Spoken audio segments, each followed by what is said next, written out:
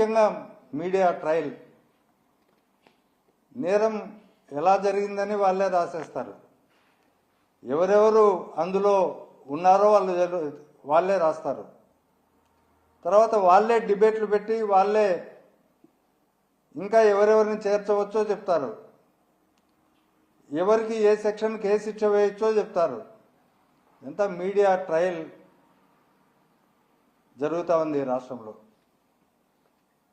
ముఖ్యంగా ఇవాళ ఈనాడు పేపర్ చూస్తే కసిరెడ్డి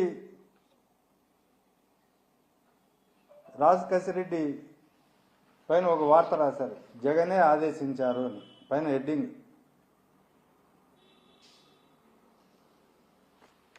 ఇందులో పార్టీకి భారీగా ఫండ్ వచ్చేలా మద్యం విధానం రూపొందించమన్నారు.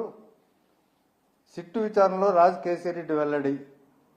దాంట్లో ఏదో వాళ్ళు 100 ప్రశ్నలు అడిగినట్టు, ఆ 100 ప్రశ్నలు అడిగిన సందర్భంగా వీళ్ళే అక్కడ ఏదో కూర్చొని టీలు కాఫీలు అందిస్తున్నట్టు అధికారులకి, వీళ్ళకంతా వార్తలు తెలిసినట్టు రాస్తూ లోపల మళ్ళీ మ్యాటర్లో రాస్తే మద్యం సరఫరా సిట్ అడుగుతుంది ఒక క్వశ్చన్ అతన్ని. మద్యం సరఫరా కంపెనీలు డిస్టిలరీ నుంచి ప్రతి నెల వసూలు చేసిన 50-60 కోట్ల ముడుపులను నాటి ప్రభుత్వ పెద్దల ప్రతినిధులకు ఎలా అందజేసేవారు? కసిరెడ్డి సమాధానం చెప్పలేదు, నోరు విప్పలేదు. ఇది వాళ్ళే రాస్తారనమాట. మళ్ళీ ఆ ప్రశ్నకు ఆన్సర్గా మరి పైన హెడ్డింగ్ అలా ఎందుకు పెట్టారు? మరి కింద ఇలా ఎందుకు రాస్తున్నారు? అసలు జర్నలిజంలో ఉన్న నీతి నియమాలు, తర్వాత వాళ్ళు అనుసరించాల్సిన విధానాలు, ఆ ప్రమాణాలు, జర్నలిస్టిక్ ప్రమాణాలు, వీటన్నిటినీ గాలికి వదిలేసి వీళ్ళు ఇలాంటి దుష్ప్రచారాలు చేస్తున్నారు.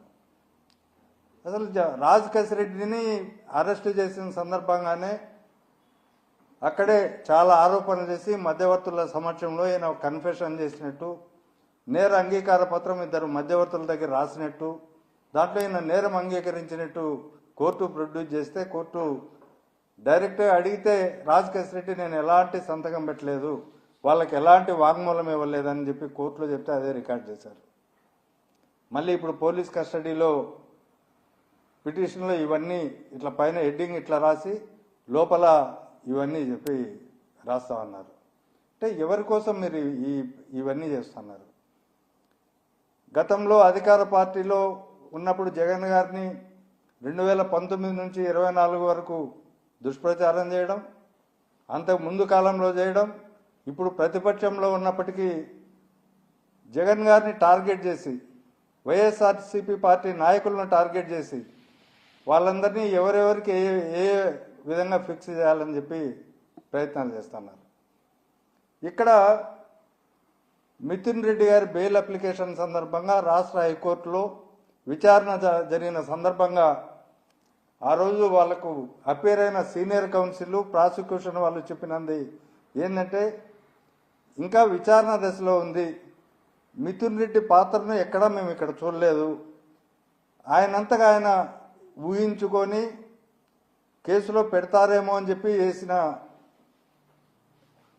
బెయిల్ అప్లికేషను, దీనికి విచారణ అర్హత లేదు, దాదాపు మేము అరెస్టు చేయబోవడం లేదు అతన్ని అన్న సంకేతాలు ఇచ్చే విధంగా హైకోర్టులో ఆర్గ్యూ చేసి అవన్నీ కూడా బెయిల్ ఆర్డర్లో రికార్డ్ అయి ఉన్నాయి. రికార్డ్ చేసిన తర్వాత మిథున్ రెడ్డి గారు ఆ ఆర్డర్ని ఛాలెంజ్ చేస్తూ సుప్రీంకోర్టుకు వెళ్తే సుప్రీంకోర్టులో మిథున్ రెడ్డి గారికి సంబంధం ఉన్నట్టు వాళ్ళు కౌంటర్ వేశారు అందులో. అంటే దీని అర్థం ఏంటంటే వాళ్ళు ప్రాసిక్యూషన్ వాళ్ళు ఎప్పుడు ఇక్కడ ఎట్లా ఇది చేయాలనో కోర్టులను కూడా అపహాస్యం చేసేలా వాళ్ళు సమాచారాన్ని కోర్టులను కూడా తప్పుదోవ పట్టించే ప్రక్రియకు పూనుకున్నారనేది ఖచ్చితంగా అర్థమవుతుంది.